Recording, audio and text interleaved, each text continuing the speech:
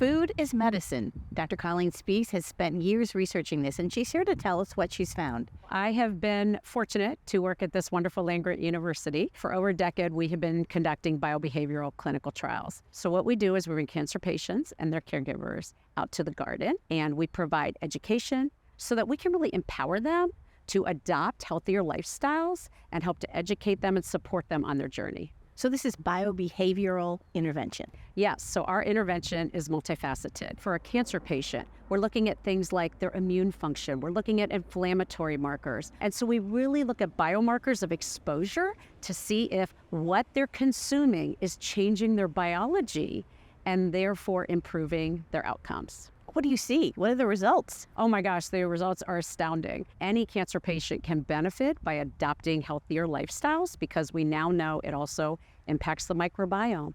It impacts our brain health.